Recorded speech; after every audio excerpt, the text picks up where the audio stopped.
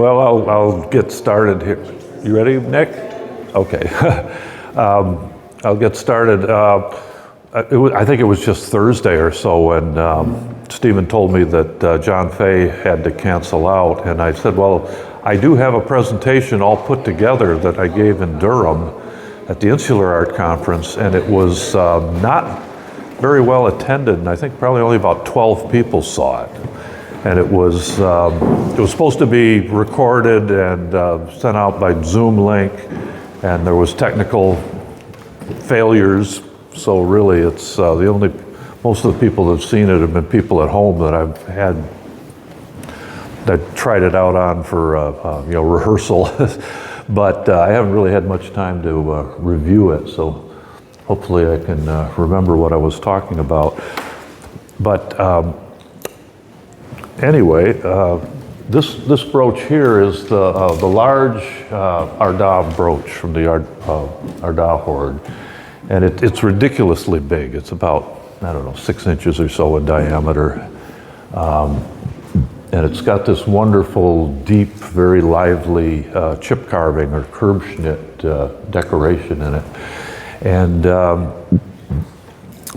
in interpreting how this might have been made, which, as a maker of things, I look at these things not so much. I do look at them in terms of symbolism and meaning and social context, but I also look at them with the problem of how would you do that?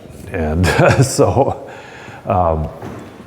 and I like this quote by Gombrich about, what he means really is in understanding some of these artworks, you have to understand the limitations of the material and the techniques involved, and I believe a lot of these things, it was the technique by which they were made that that kind of dictated the possibilities of what you could do using these techniques, especially for like the chip carving kinds of designs. So once we understand that, you do these, it's almost like tricks, gimmicks to make design things, or make, not only the decorative chip carving interlace, but also the overall design of the piece. They're all kind of flow from the technique. Now, coherent geometry is used to make these brooches, and that's compass and straight edge work, where you would draw circles and arcs and lines, and then you'd use the intersecting points to create the next one. And you get wonderful proportions from this. You also get symmetry. You can use this to make things square, to make things work. And brooches that feature these high raised ridges and borders and the chip carved ornament are typically created by carving the molds for the casting material, rather than making a model in another material like wax or bone or wood. Most modern metalworking is done by making a positive model, and actually in ancient times also quite often a positive model was made, either wax for lost wax casting or wood to make an impression in clay. And John, could you start passing around the red clay mold and the little brooch that goes with it? This is an example that was cast in a clay mold from a brooch that was impressed in the clay mold.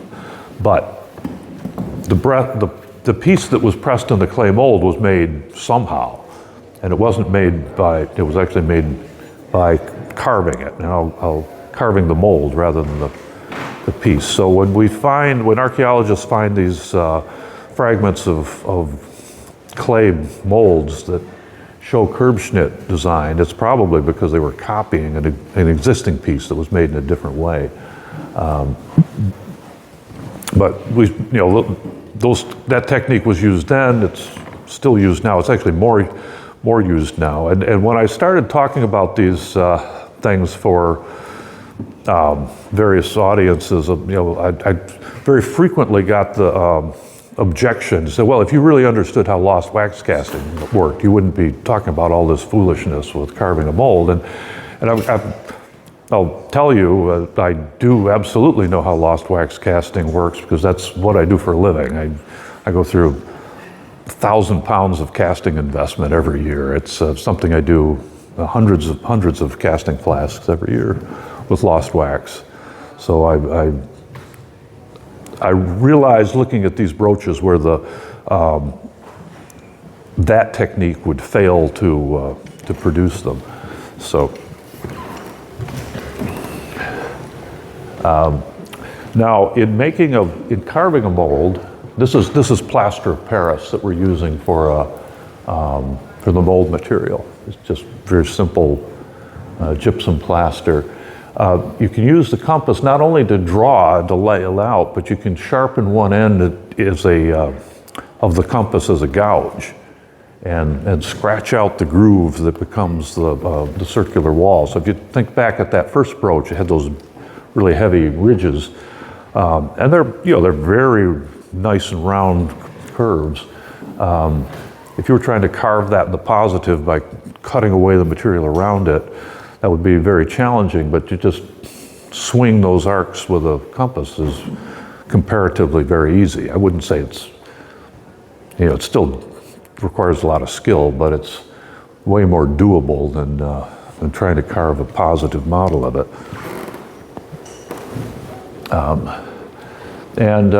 In looking at some of these brooches, I said looking at a lot of the brooches, there's several very common series of layout moves that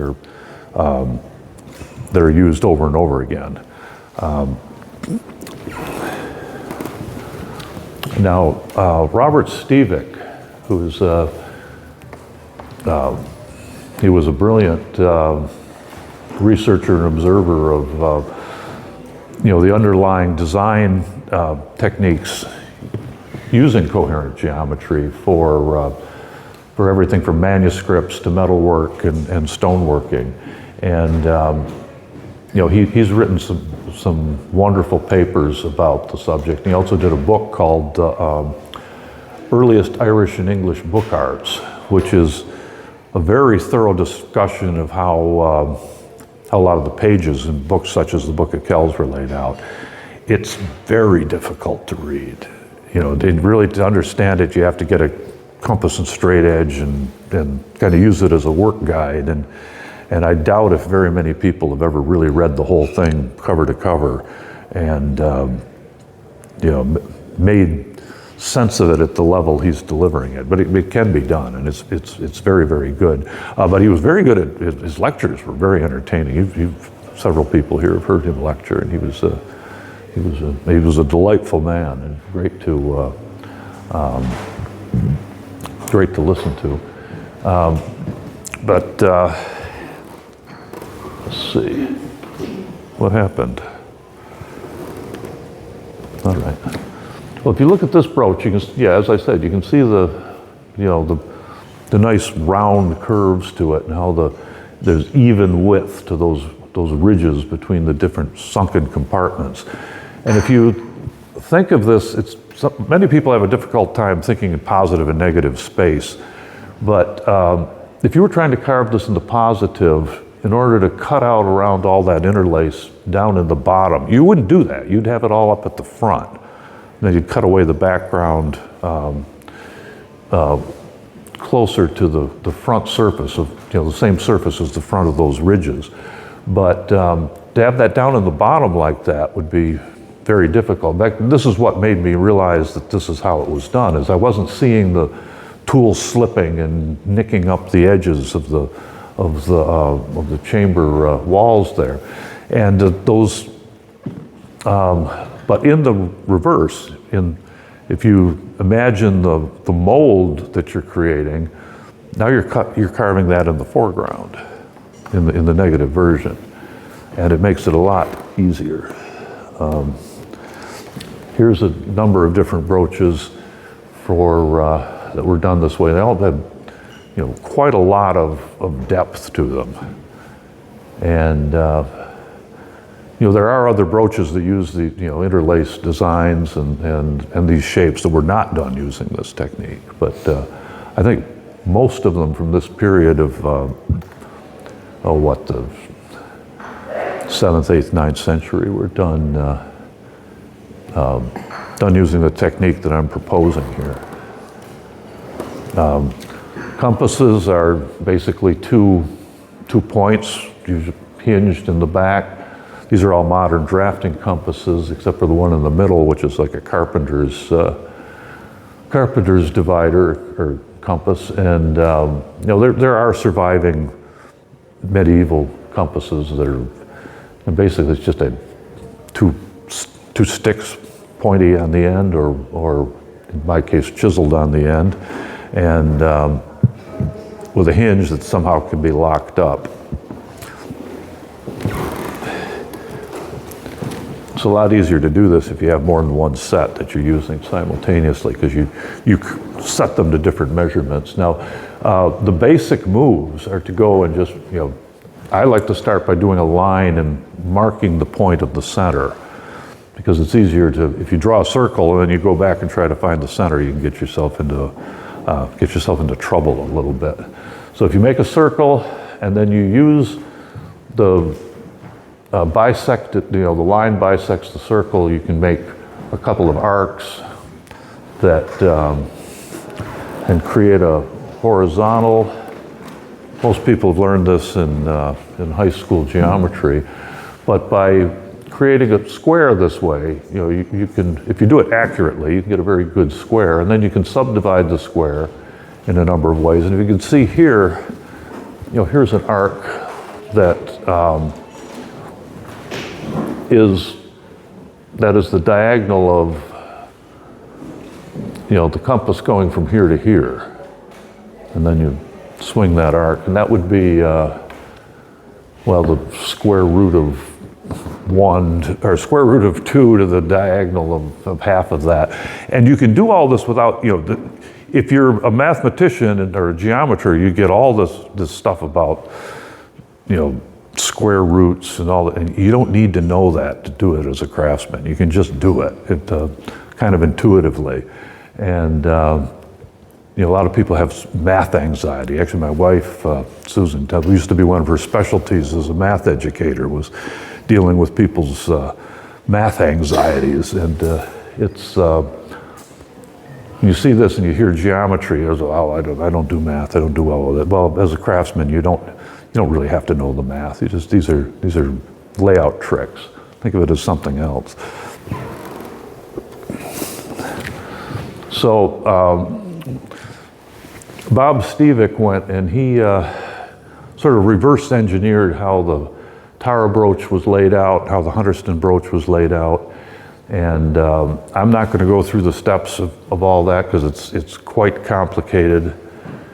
But I will point out that if you do have multiple sets of compasses, you can, because you're using the same measurements over and over again. So if you have to keep moving back and forth, you're going to be making more errors.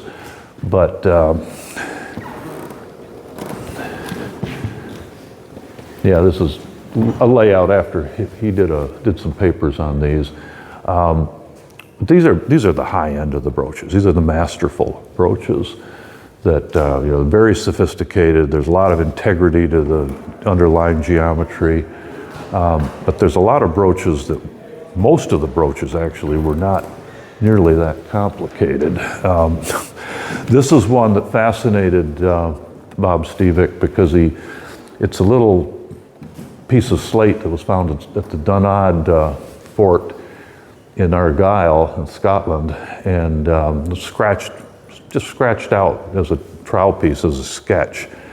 And he asked me to make a brooch based on this.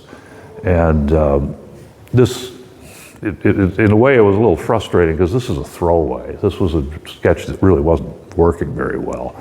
Yeah, it was, but I did the best I could. I had made some corrections. And these are his figures on how that was done. These little dotted lines kind of show the reach of the compass stretching across.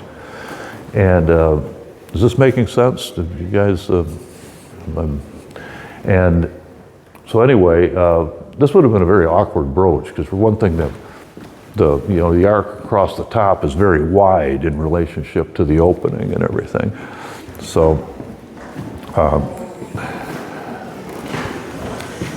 here is the brooch I wound up making, and I did it using this technique. He'd actually had a friend of ours who is not here. Aidan Breen is a great jeweler, silversmith, and Aidan also worked on this project, and he did it using his techniques, which are chasing. He made a lovely brooch. In fact, a lot of ways, I think his brooch was more aesthetic than mine was, but I think mine is more true to where that craftsman would have gone with this. And after I made this, I made rubber molds of it and did wax injection casting and made multiples, because Bob had several people he wanted to give them to, so it was impractical to carve a mold and cast each one when I got the technology to just repeat it. So there's a number, if you try to reverse engineer these things, I've got to be a little suspicious, because there's a number of ways that these things can be imprecise. And just kind of missing the mark when you place the compass leg. And if you're copying it and you do make adjustments because you're using different, you're using the same compass for different measurements, and then you bring it back, you might not be quite exactly in the same place. And there's always some other place you can find an intersection and come pretty close. So it becomes, you could probably make it work just with wishful thinking if you're by reverse engineering.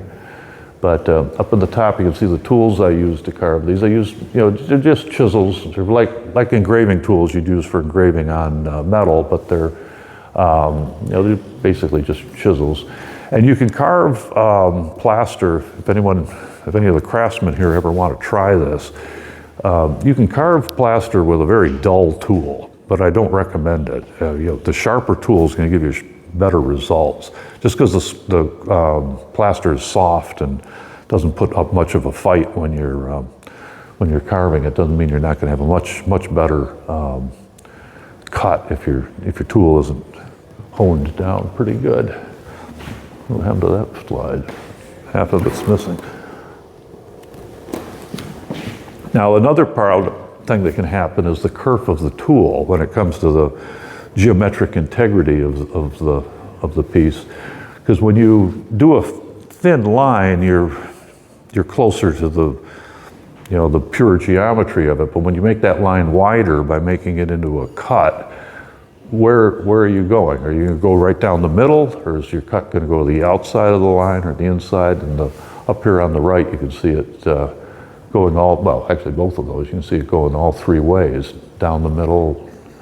And I think if I were looking at these brooches, the old brooches, and trying to reverse engineer it, well, I could fudge it enough to make it work just by deciding I was going to the outside or the inside or the middle. So, and how important is it really? I mean, the main point is this is how these things were done. And let's see, so here's a number of the very simple layout processes. And I apologize, I had this plaster, I would have liked to pass this around, but I couldn't find it. I was getting ready to come here. And this shows me going through the steps of making this brooch. I like this version a little better because it has a narrower hoop across the top. Usually you refer to it as the hoop and the terminals, although in a pseudo-penannular brooch, which is things like the Tara brooch or the Hunterston brooch, they're not really terminals because it's closed. So you could call it an annular brooch that's just kind of wider on one side, but it aesthetically it copies a broach that would have a break through that point, which works a little bit, it's easier to put on, but it's also easier to fall off and get lost. So I think that shape took on some kind of, status significance in in those medieval times.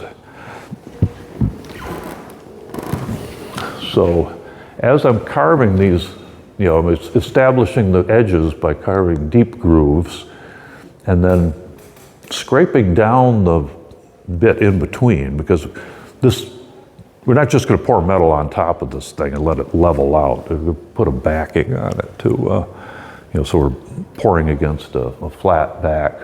Or in the case of some of these more elaborate brooches, you can carve both sides, have a registered pair of molds. And then in the center slide, you see I'm using a tool that's creating a little boss. It's creating just a little, inverted, hemisphere. And it's quite easy to do that. You just have a little sharp little hemisphere, you twist it in your fingers. It takes seconds to make one of those bosses. And but doing it all very carefully makes a difference. And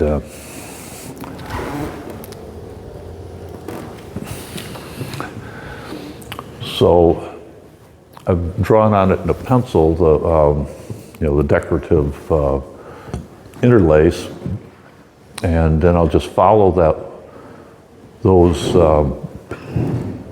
that design with a V-shaped graver, and making multiple passes, each one going a little bit deeper, until they've gone deep enough that the V's have removed all of the foreground of the material. So you've got as the negative space fills, it's it's full. You've got a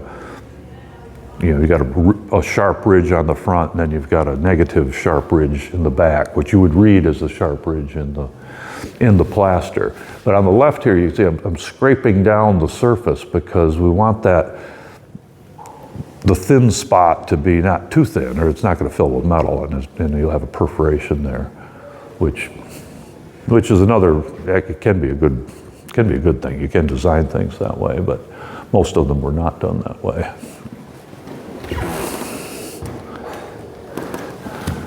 So here are some historic brooches that one's a historic brooch from the St. Ninian's Isle hoard.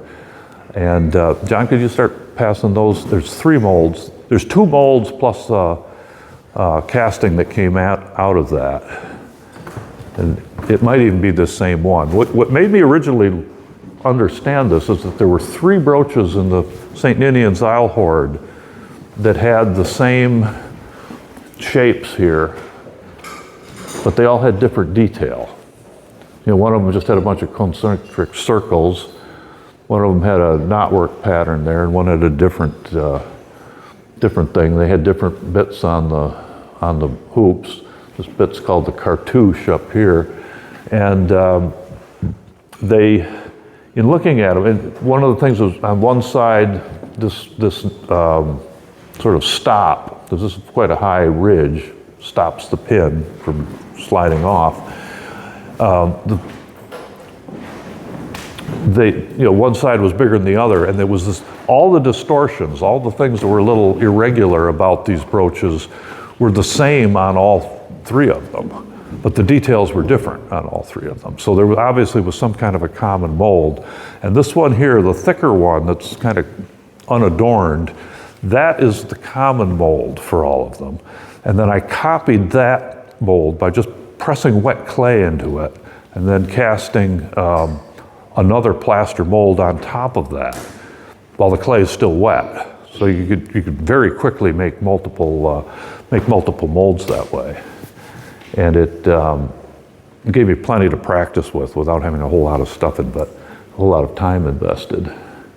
But one of the things with plaster is it does hold moisture quite well. So when you're pouring the metal into it, it has to be, you have to drive off that moisture. So these have all been fired in a kiln, actually at a low temperature for quite a long time, because it takes a while to, and one of the molds that's going around is backed with sand. It's like two different types of, is it backed with sand? Actually, you've got it.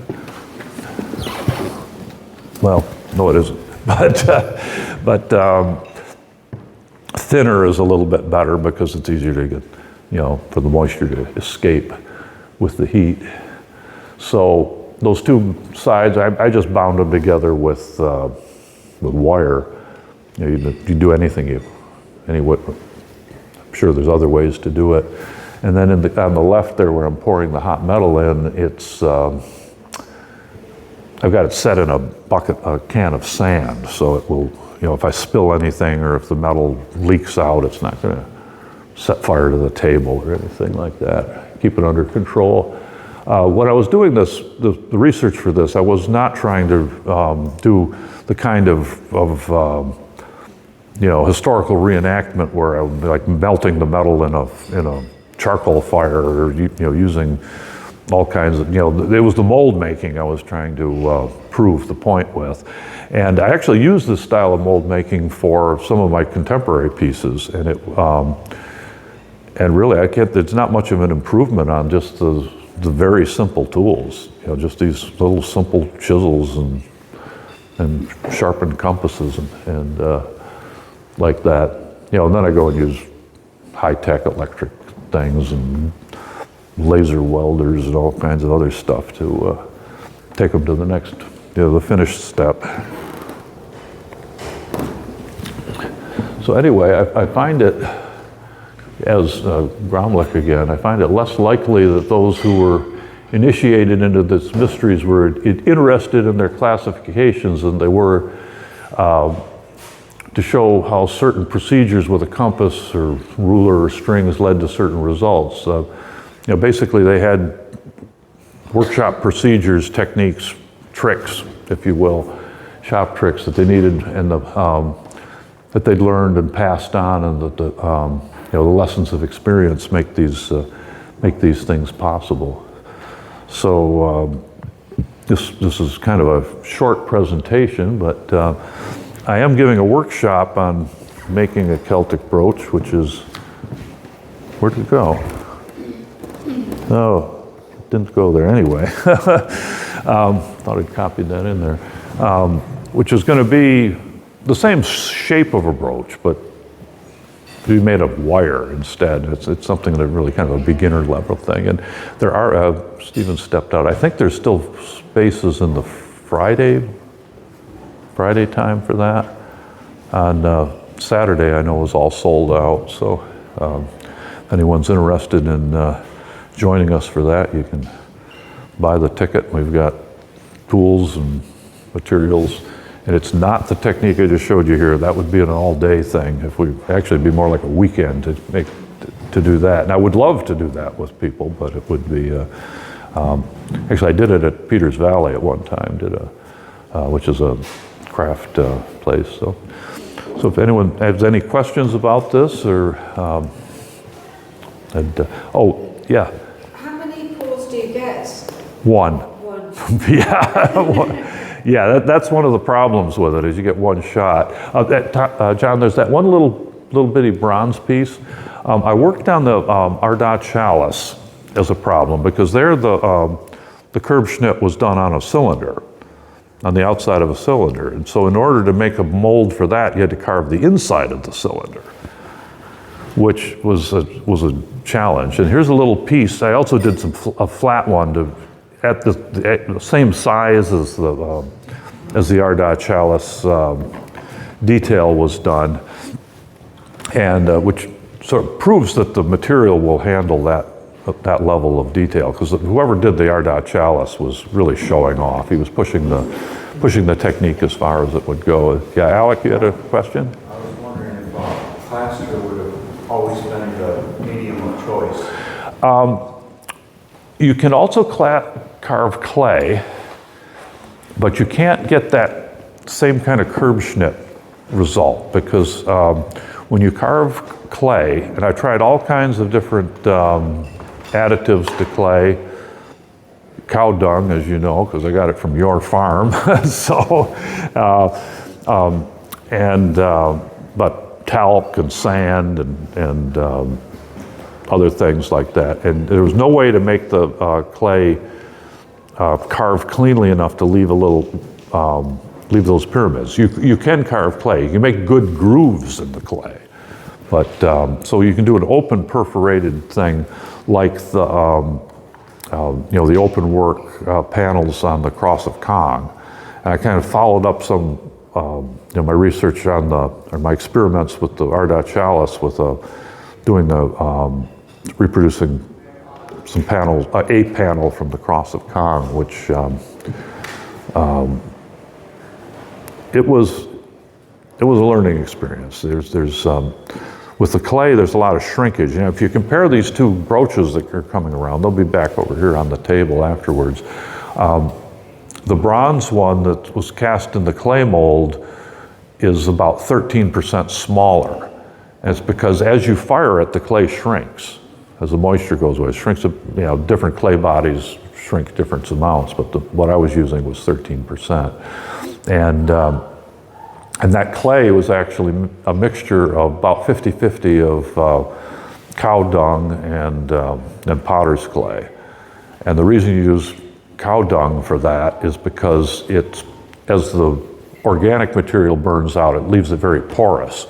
And being porous is good for two reasons. One is when you pour the metal in, you've got hot gases that something has to happen to the gas. And if it's porous enough, it'll just go into the walls of the material, into the ceramic. And also it's easier to break away because you're going to destroy this mold to get the metal out of it. With the plaster, you have to cut a vent, relief channel. So the hot metal goes in, and then the air or gases or whatever's in that hot environment has a place to rise out. So otherwise you get incomplete fills.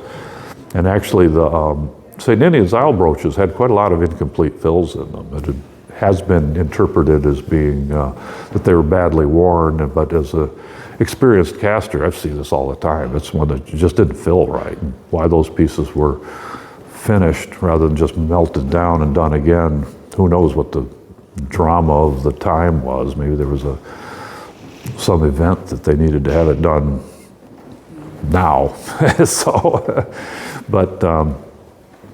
Yeah, you can do it in other materials. And actually, one of the things, there's a modern material called casting or carving wax, very hard, plasticky kind of wax. And I've carved in that to create, it's very good carving material.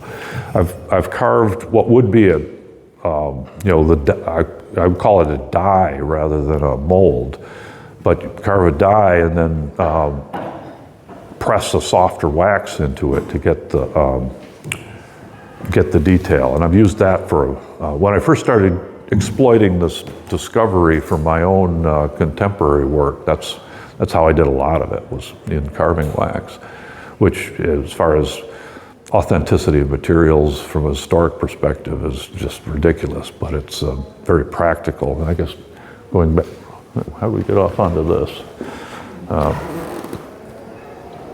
No, I don't know. Well, anyway, as that final slide said, about the practicality of things. I think a lot of the artists' choices or craftsmen's choices were based on the practicality of their materials and making the most of what you can do with the materials and tools on hand. Any other questions? Yes. Was there any evidence of using cuttlefish? Well, there's I don't know. I don't know if they were using cuttlefish in the insular world. That was a very popular technique in the middle of the 20th century for sort of artsy jewelers and adult education stuff. And you can get some really fun things because you can carve the cuttlefish or press into the cuttlefish bone. It's kind of a really chalky material, and it holds up. It smells terrible when you pour the metal in. I take it you've done this? I've seen it done at festivals. Yeah. Yeah, it's I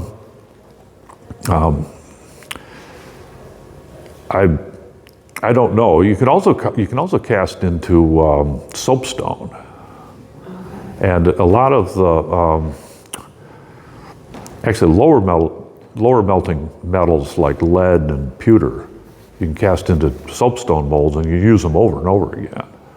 Where these plaster molds, they're done. You pour the metal in there and just the shrinkage of the metal and the heat shock and everything, it'll work once, most of the time.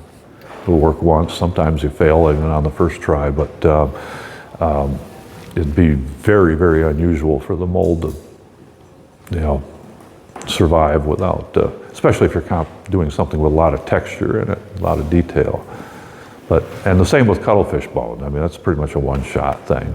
Although a lot of the 20th century stuff was sort of funky and organic, so your next one would be different, and it might still work in that kind of modern art aesthetic. So, but yeah, cuttlefish bone is somewhere. I have a whole bunch of it. My colleague John over here was asking about it. I went looking for it. I can't find it. It's somewhere in the clutter of my workshop in my world. So anyway, on Saturday I'll be talking about my own contemporary work, and I'm not sure what time, but anyway. In the afternoon, I think it's up to M. Yeah, and the workshop on... What time is a good question. It goes in order of appearance. Now, on Friday, we have space available in my workshop then? Not a lot. You're sold out on Saturday. I think you're pretty much sold out on Friday too. All right. Well, what time is it Friday? There may be a ticket or two left. I don't know. Well, so, I mean, it is that booked up. So, well, for 20 quid, you can spend an hour, learn how to make a penumbra brooch, walk away with one. It's great value. Yeah. It's great value. So, went to Creeknaha. Yeah, we did. Any more questions? Yeah. Tools, just simply a peak out, isn't it? Yeah, and it doesn't have to be especially good steel either. Most of my plaster carving tools are made out of water hardening tool steel, which is like the lowest grade of tool steel. I'm not using a high carbon. When we go to engrave on metals, well, like steel, if you're engraving steel, and a lot of good engravers do engrave steel. You want very hard, high quality, and the good jeweler's gravers are, well, most of them are made of material that's good enough to grave steel also. Actually, John knows all about gravers. He's taken some advanced engraving courses. But and this is a little bit of a problem in my shop because rather than spend the money for high quality gravers to carve plaster, I just threw them together out of inexpensive water hardening steel, but then I put them in the same kind of handles and I forget which is which. So some of our gravers might not hold an edge too well, so be advised of that if you borrow my tools. So he usually doesn't borrow my tools. He's got his own. They're very good. So. Hula bus? Yeah.